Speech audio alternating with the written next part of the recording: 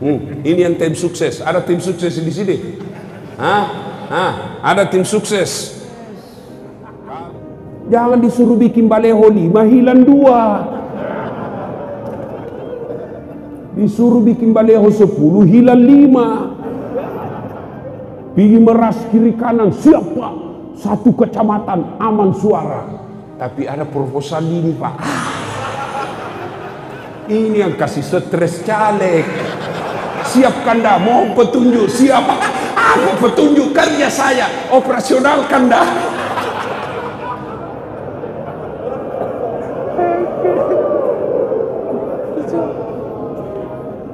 Pak, jangan memeras caleg. Caleg, jangan bodoh-bodohi rakyat. Sudahlah. Kenapa negara kita hancur ini, Pak? Jangan salahkan anggota DPR saja. Jangan salahkan penegak hukum saja. Jangan pengacara legislatif dan eksekutif saja. Kita ikut salah. Bapak diajak sosialisasi, ayo kami akan menyampaikan visi misi kenapa kami maju anggota DPR. Tapi apa yang langsung Bapak bilang? Ada jitu ongkosnya. Ada jianunya, pembeli rokoknya. Bapak juga rusak otaknya. Ayo, kalau mau negara baik, ayo hilangkan money politik. Anggota DPR jangan sogok rakyat. Rakyat jangan mau disogok. Angkat negara kita, Pak.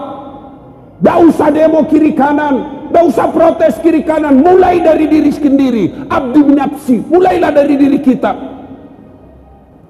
Kita marah kalau kita lihat pejabat korup. Bagaimana mereka tidak korup? Mau jadi pejabat saja beli partai berapa miliar. Dan itu dari mana? Bapak sendiri yang minta disogok. Sogok 300.000 untuk nyoblos. Bapak masuk neraka. Yang disogok dan menyogok sama-sama masuk neraka. Saya tidak disogok, Ustaz. Saya kasih ketemu sama.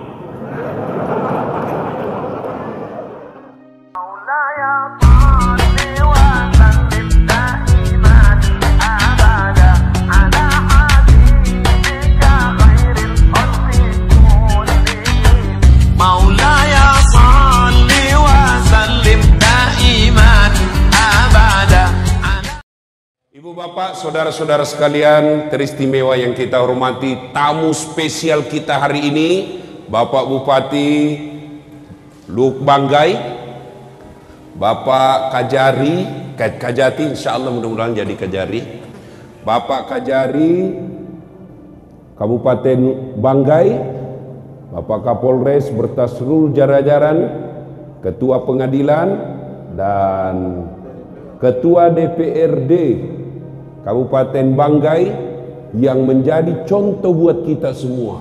Masya Allah. Apa contohnya? Pak Bupati PDI Perjuangan, wakil beliau Gerindra. Ndak ngamuk-ngamuk. Di Jakarta jitu baku ribu-ribu. Kita jantung makiku ribu-ribu. Kamu bukan jadi ikut anggota DPR. Coba belajarlah kita dari sini.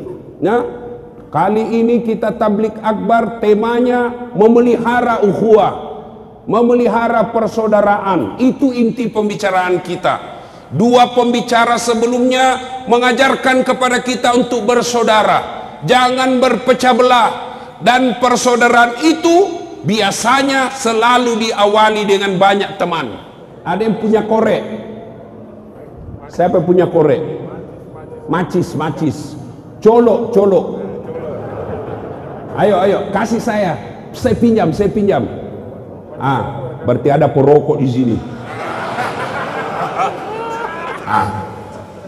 Pak, korek kecil. Tadi saya kasih uang Pak Deki 100.000. Kira-kira kalau saya minta lagi uang dari Pak Deki, mari tuangku. Bagaimana perasaannya beliau? Kurang ajar ini Ustaz. Kasih malu saya. Ayo. Yang lebih parahnya lagi, uang yang saya ambil tadi itu, ya, nih. Bagaimana perasaan Bapak kalau ini uang saya bakar? Bagaimana? Tega enggak? Takaburnya itu Ustaz, masa uang 100.000 dia bakar, sudah lagi dia kasih orang, dia minta lagi baru dia bakar di depannya. Bagaimana perasaan kita?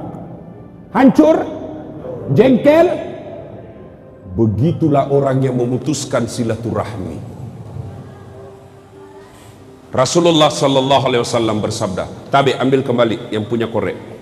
Saya doakan mudah-mudahan berhenti merokok.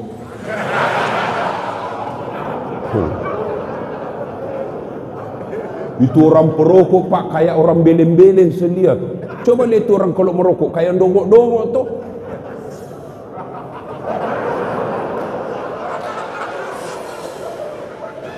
Itu aja dikerja 10 menit.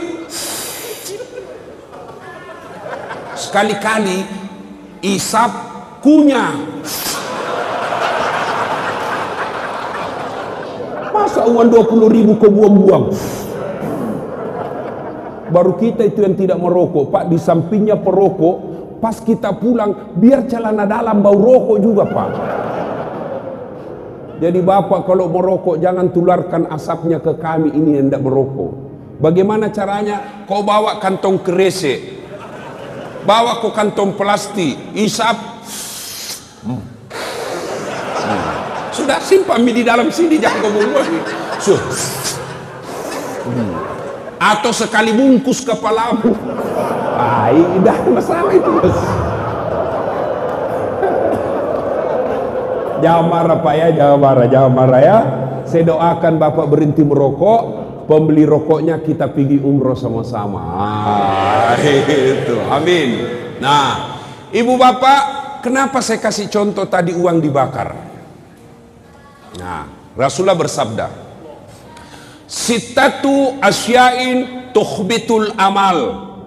Ada 6 sifat perbuatan yang menghancurkan amal kebaikanmu.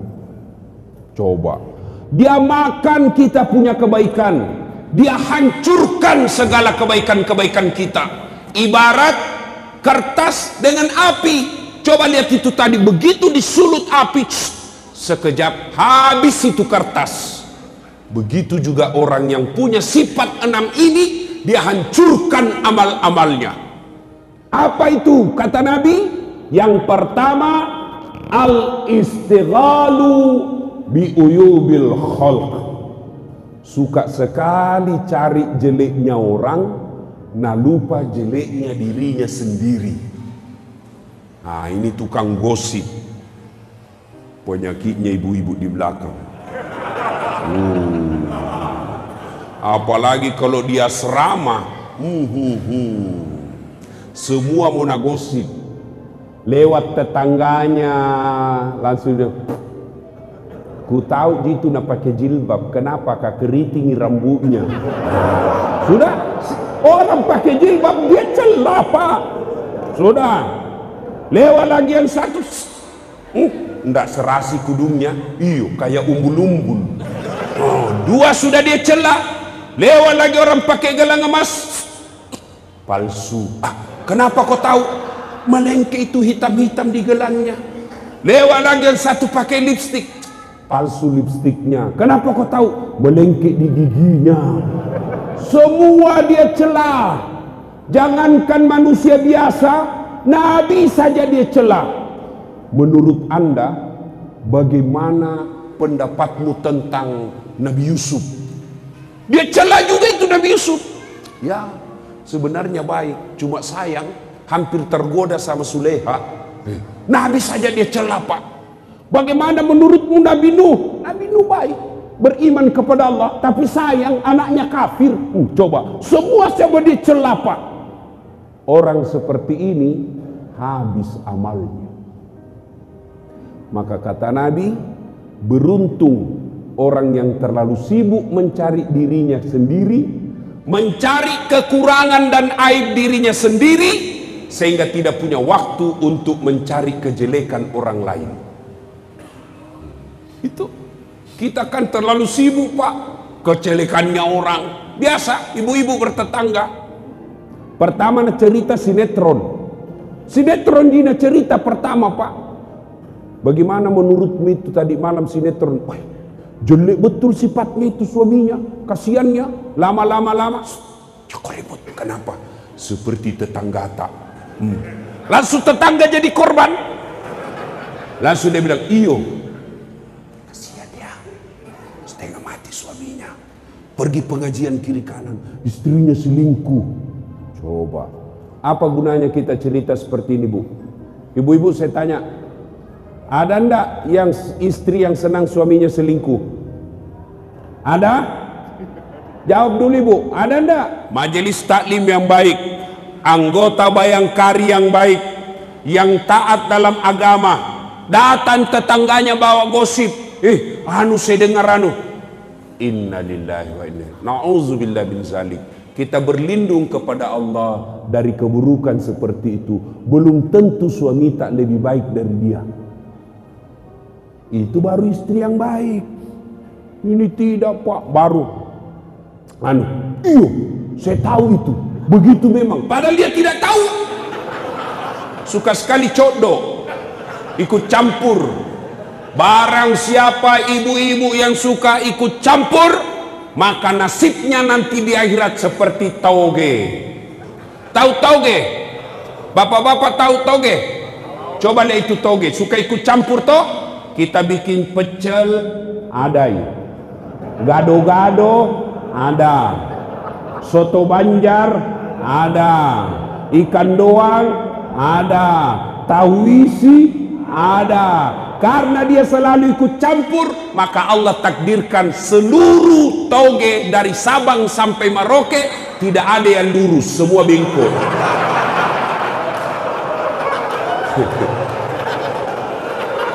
Maka kalau ada ibu-ibu Bayangkari di komplek, pagi-pagi gosip, teriaki saja. Pagi-pagi toge ini ayukibbu ahadukum, sukakah kamu memakan bangkai sesamamu manusia? Maka bapak-bapak, hati-hati gunakan medsos. Begitu terima broadcast, baca lihat dulu siapa yang sebarkan. Kalau tidak ada sumbernya, jangan sebarkan, pasti bohong.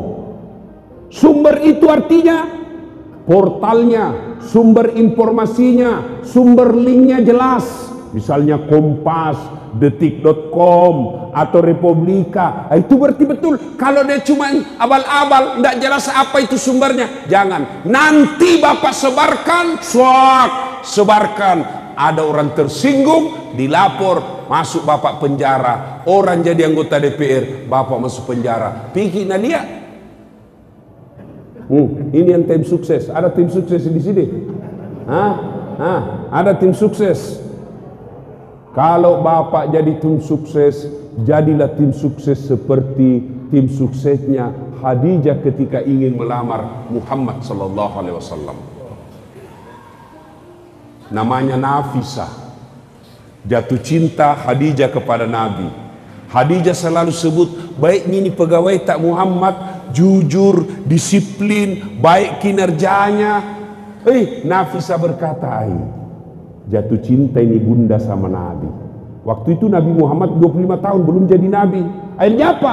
Nafisah jadi tim sukses yang menjaga kedua belah pihak, menjaga harga diri kedua belah pihak, tidak mempermalukan Khadijah dan tidak mempermalukan Nabi.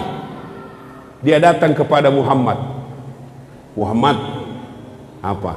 Kata Nafisah, bagaimana menurutmu kalau ada perempuan suka kok? Alhamdulillah. Tapi ini perempuan lebih tua dari kamu, tidak jadi masalah. Tapi 2 kali dijanda, tidak jadi masalah. Tapi ini bosmu, tidak jadi masalah. Yang jadi masalah, betulkah dia suka saya? Nah bilang Nafisah, tenang mas bro, saya punya urusan. Tapi tidak ada hadis bilang mas bro, tidak ada. Ini gayanya ada saat latih. Nafisah lalu datang kepada Khadijah dan berkata, bunda, bagaimana menurut bunda kalau ada laki-laki suka ki? Alhamdulillah rezeki. Tapi masalahnya ini laki-laki lebih muda dari kita, tidak jadi masalah. Lebih muda 15 tahun, tidak jadi masalah. Tapi pegawaimu tidak jadi masalah. Yang jadi masalah, betulkah dia suka saya? Nabila Nafisah, tenang bunda, saya punya urusan. Coba, begini mestinya tim sukses. Jangan disuruh bikin baleho 5, hilang 2. Disuruh bikin baleho 10, hilang 5. Pilih meras kiri kanan, siapa? Satu kecamatan, aman suara. Tapi ada proposal ini Pak. Ini yang kasih stres caleg. Siapkan dah, mau petunjuk, siapa? Aku petunjuk kerja saya, operasionalkan dah.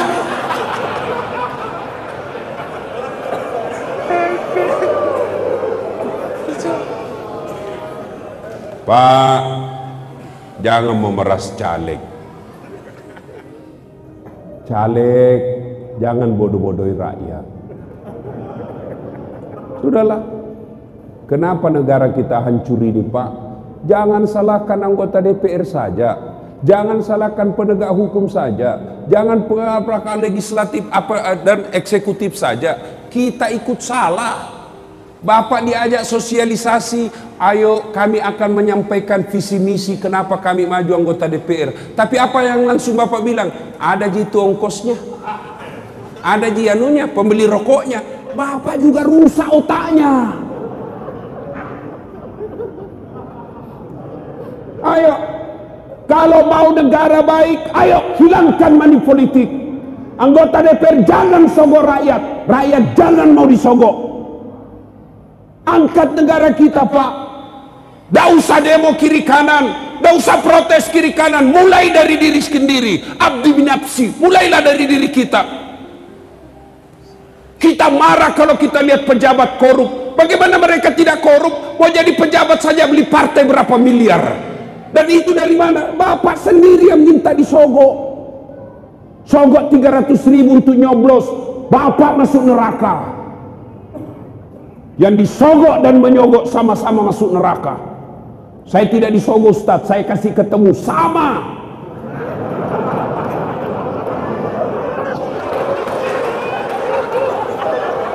Pak, 2019 17 April, bantu negara kita dengan baik. Dengan cara apa? Jangan mau disogok. Pilih pemimpin yang Bapak yakini, tidak usah bertengkar. A bagus, B bagus, 1 bagus, 2 bagus, silakan, tidak usah bertengkar. Tapi ingat, semua yang Bapak coblos demi Allah ditanya nanti tanggung jawabnya di akhirat. Kenapa kau pilih itu? Apa masalahnya? Kenapa kau pilih itu? Apa sebabnya kau pilih dia? Apa? Mari, apa alasanmu? Kalau Bapak mencoblos hanya dikasih 300.000, asari kupis saru-sari. Bersekutu dengan jahat-jahat pula hukumnya. Bapak kalau mau bantu kepolisian, ada orang datang bawa beras, bawa baju, bawa money politik, rekam, bawa di polisi, lapor di Panwas, tangkap itu merusak negara kita. Pak, bagaimana tidak rusak negara kita Pak? Oh jadi anggota DPR harus ada biaya sosialisasi. Akhirnya orang yang baik, cerdas, jujur, tidak berani maju pil caleg, tidak ada uangnya. Akhirnya yang menjadi caleg apa? Pengusaha tipe C, tambang tipe C. Akhirnya apa? Bapak dibeli 300.000. Begitu terpilih Bapak tidak datang. Kenapa itu anggota DPR tidak pernah datang ke kami? Kenapa mereka tidak pernah datang reses ke kami? Apa dia bilang anggota DPR? Ngapain saya datang sama kamu? Kan sudah mau kuku bayar. Masih mau kok. Yang ketawa, saya serius ini. Ayo, 2019 saatnya memperbaiki negara. Dengan cara apa? Bapak jangan buta politik, jangan bercerai-berai, jangan berpecah belah. Datang tim suksesnya A, nomor 1, ini. Alhamdulillah, bagus. Datang tim suksesnya 2, Alhamdulillah bagus. Siapa kita pilih, nanti saya berhajat kepada Allah. Saya salat istikharah dulu, nanti di TPS saya tentukan. Sudah. Jangan siapa. Ini di atas 5 suara Pak, tapi 500.000 satu suara. Siapa? Sudah dikasih 500.000, begitu pergi TPS ada yang kasih 600.000, lupa 500.000. Ini yang kasih hancur negara. Akhirnya apa? Bagaimana negara? Coba kita lihat, jembatan belum diresmikan sudah roboh. Bagaimana tidak roboh? Semennya tidak sesuai. Bagaimana tidak sesuai semennya? Kenapa? Sudah diambil jatah 20% proyek.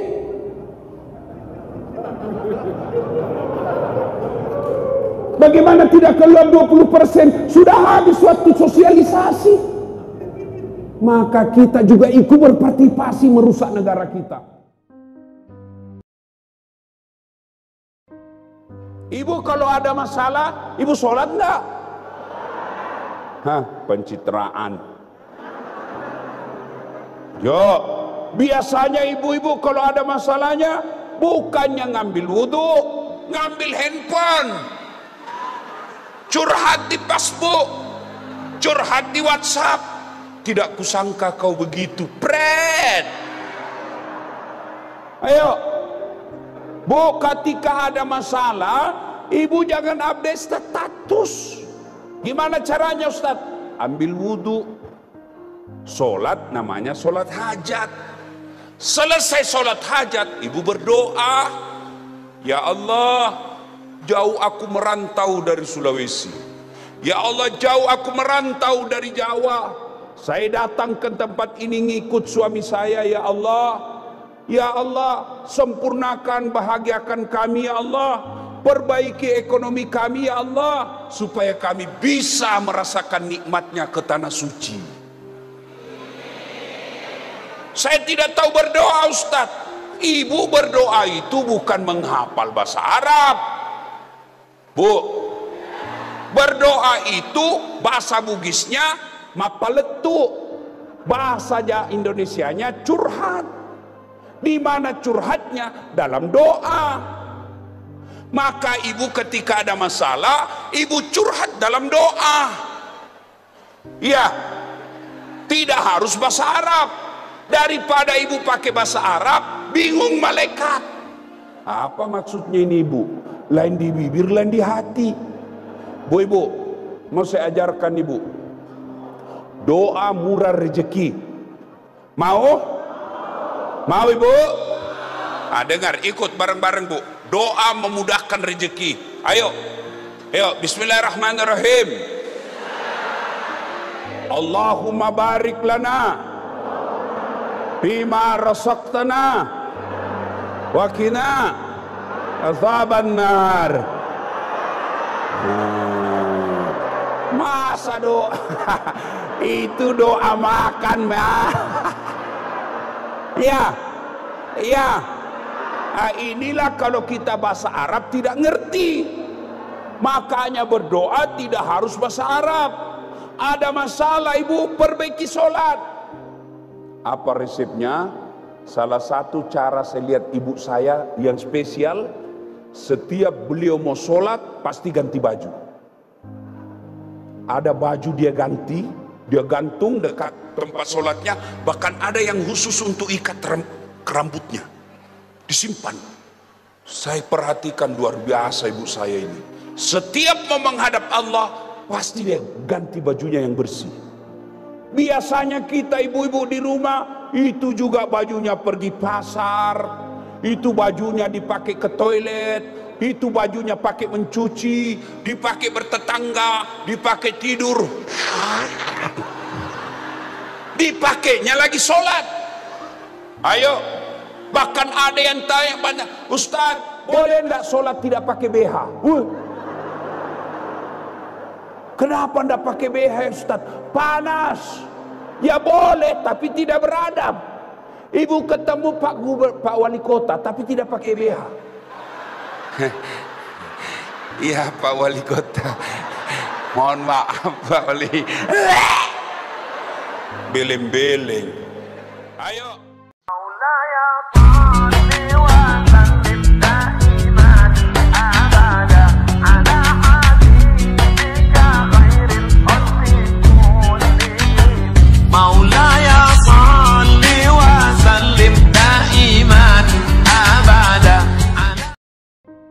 Saya mau ajak selawat nih Bu. Bisa? Ayo ikut sama saya Bu. Ikut ya. Yuk. Salatullah salam ala toha Salatullah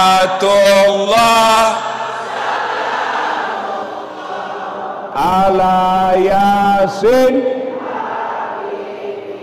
Masya Allah, terima kasih. Ini bukan kencang, ini namanya syahdu. Makanya suara begitu yang kasih nafsu laki-laki Bu. Makanya ibu-ibu janda kalau ditelepon sama suaminya orang, jangan mendayu-dayu suaranya Bu. Assalamualaikum Ibu. Waalaikumsalam. Bagaimana suaranya orang tidak tergoda? Lagi di mana Ibu? Di rumah aja, pambek. Kalau ditelepon suami orang Bu, tegas. Assalamualaikum Ibu. Waalaikumsalam. Lagi di mana Ibu? Di rumah. Lagi ngapain? Apa kau tanya-tanya? Oh, enggak diteleponnya lagi besok. Waalaikumsalam.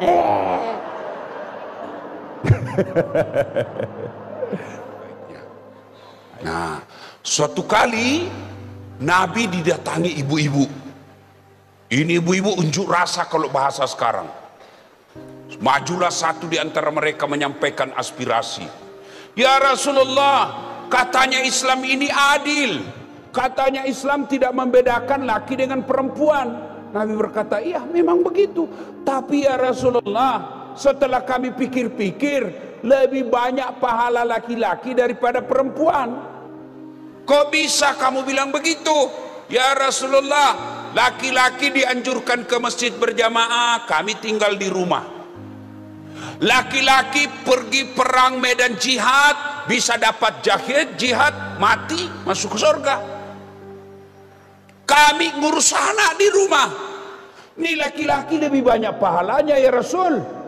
Nabi tersenyum dan bersabda, ibu-ibu, benar yang ibu sampaikan. Tapi mau ndak ibu saya tunjukkan amalan, perbuatan.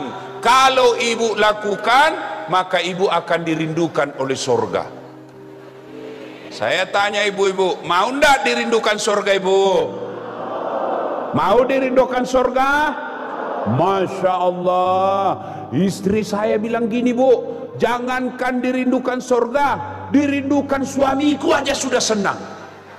Iya Bu? Iya. Maka hari ini saya kasih oleh-oleh wanita yang dirindukan oleh surga. Surga yang rindu sama ibu. Coba, tidak ada ayat hadis mengatakan laki-laki yang dirindukan surga. Tapi ini wanita yang dirindukan surga. Surga yang rindu sama ibu. Dan syaratnya hanya 4. Berapa ibu? Berapa? 4. 4 saja syaratnya. Lebih susah syaratnya jadi anggota DPR. Apa syaratnya? 1. Kata Nabi, aqimis shalah, dirikan sholat. Kok wanita dianjurkan, kok wanita dikhususkan pelihara sholat? Ternyata setelah saya pelajari kenyataan, fakta-fakta, ternyata memang perempuan paling banyak tidak sholat. Kapan? 1. Selesai haid. 4 hari haid dia tambah bonus 2. Suaminya berkata, Bu, biasanya kau haid cuma 4 hari, ini sudah 6 hari kau belum sholat. Apa kata istrinya? Orang belum bersih, masih ada sedikit-sedikit. Kata suaminya, kau bohong ya Bu. Apa bohong? Saya kasih lihat kau. Apa mau dikasih lihat? Beleng-beleng. Tahu beleng-beleng? Dongok. Tahu dongok? Beleng-beleng. Tahu beleng-beleng? Kaulah yang tidak sholat.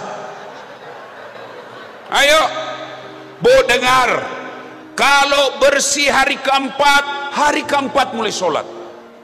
Kalau bersih duhur mulai sholat.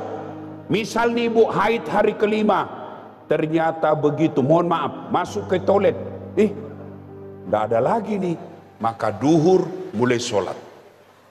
Malam saat selesai isya bersih, maka ibu ketika jam 10 malam sudah yakin bersih, sudah wajib sholat isya. Kapan lagi?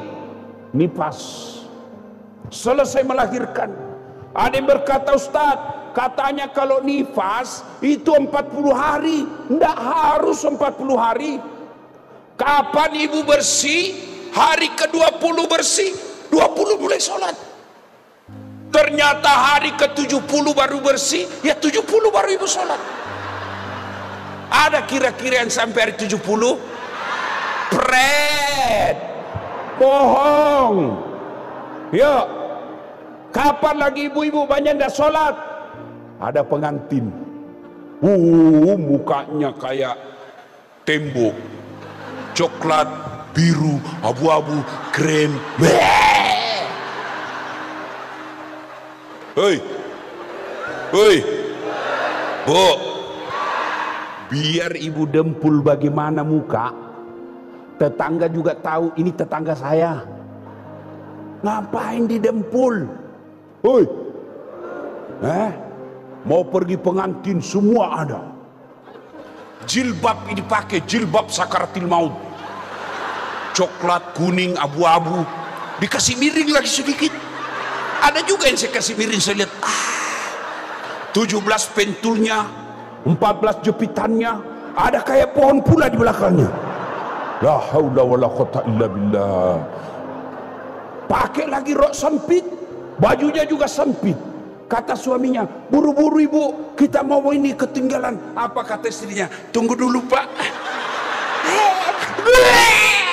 Belem-belem. Coba kalau ibu jalan sempit kan repot. Coba kalau longgar, coba. Ayo, nih bu, boleh dandan, boleh berhias, tapi jangan gara-gara hiasan ibu ndak sholat. Ya, boleh ibu dandan, tapi jangan gara-gara dandan ibu ndak sholat. Gimana caranya Ustadz? Kita kan mau make up. Boleh. Caranya gimana? Ibu wudhu dulu. Wudhu baru make up. Sudah itu tahan kentut. Biar ibu sedikit aja Ustadz. Biar sedikit batal. Lepas Ustadz. Batal ya. Nah, sudah ibu wudhu, dan ingat make upnya jangan terlalu tebal. Lipstiknya tebal betul, coklat, karena dia tebal sekali, takut rusak semua dandanannya. Dia wudhu airnya cuma begini, belem-belem. Takut dia punya rusak bedanya, dia cuma begini. Dongo.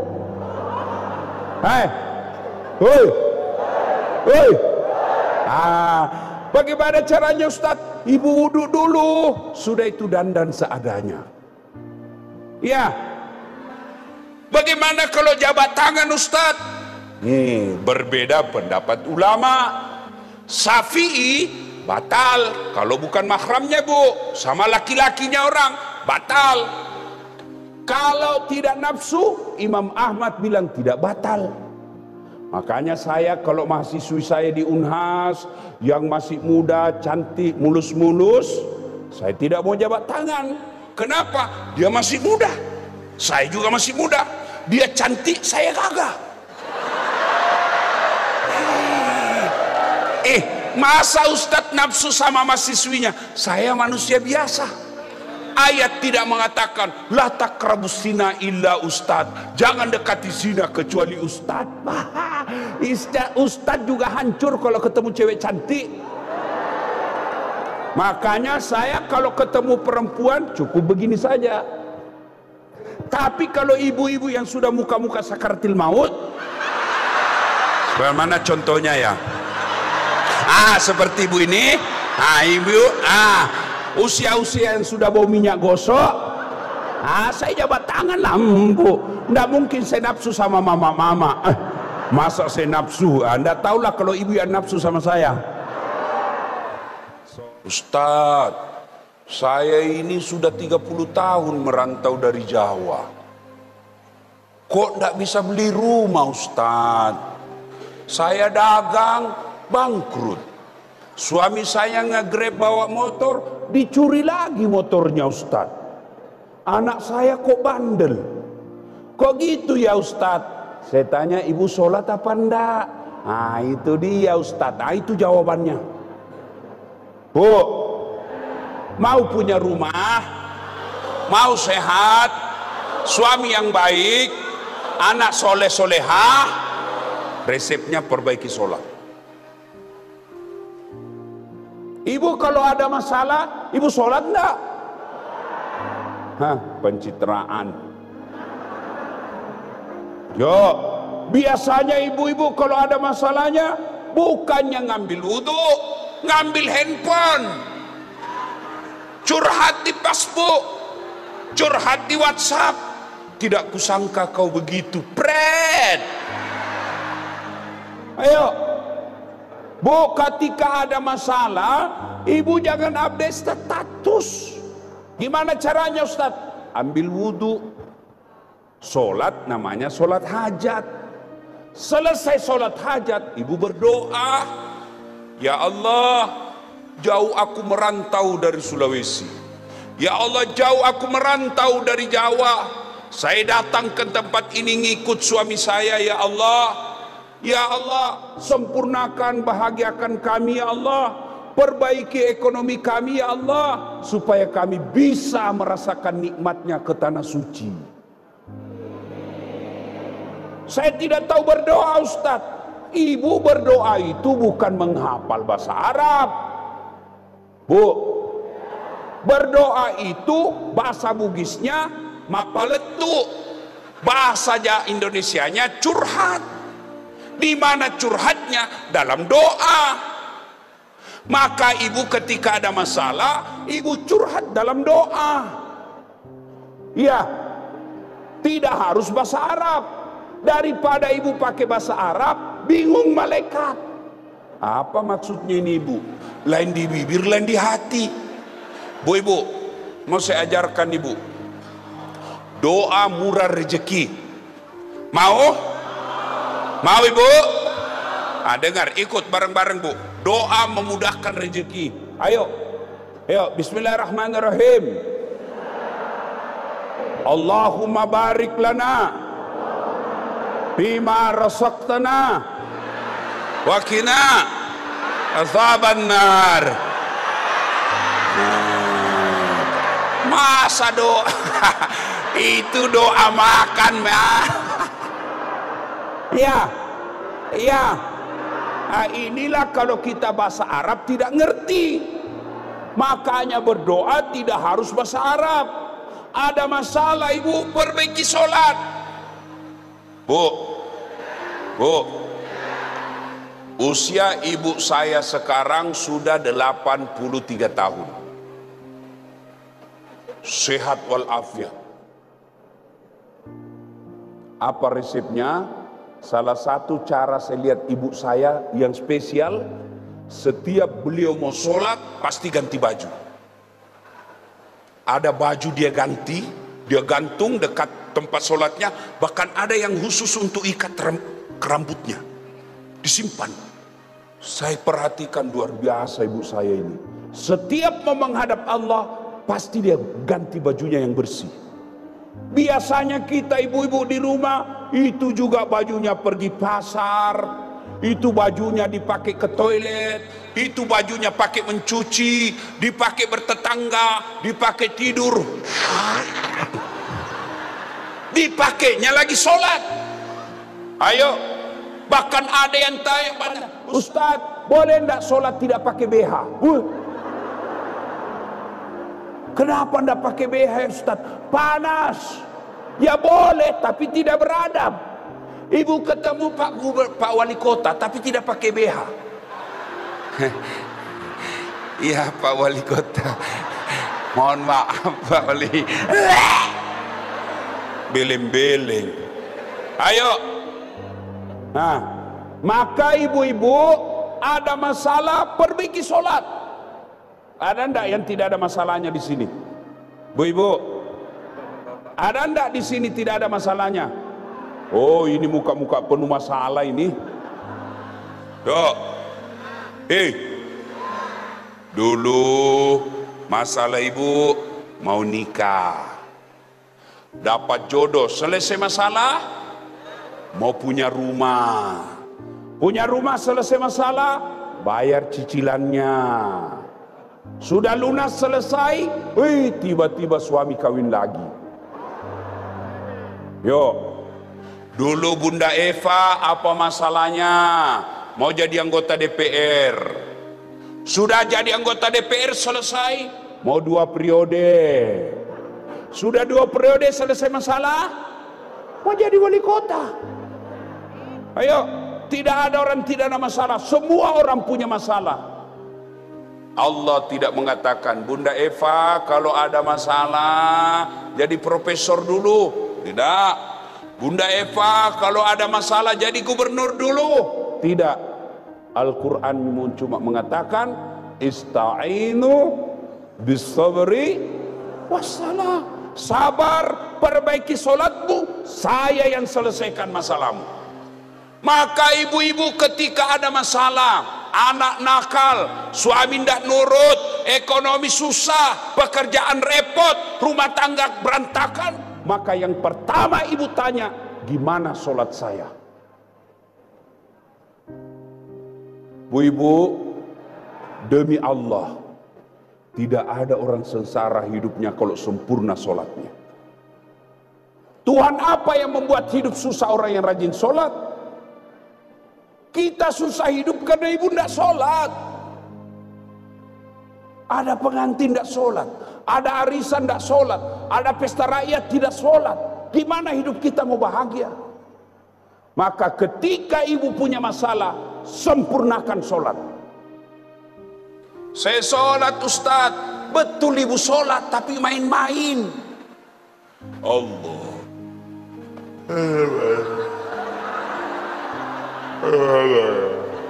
Alik yaum. Iyyaka na'budu wa iyyaka nasta'in. Ihdinas siratal ladzina alaihim ghairil. Nah, siapa ajar begitu? Ada juga orang sholat ibu kayak ditiup angin.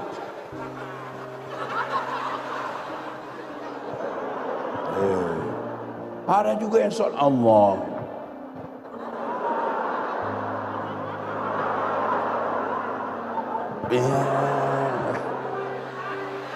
Ayo, ayo, ya, Bu, perbaiki sholat.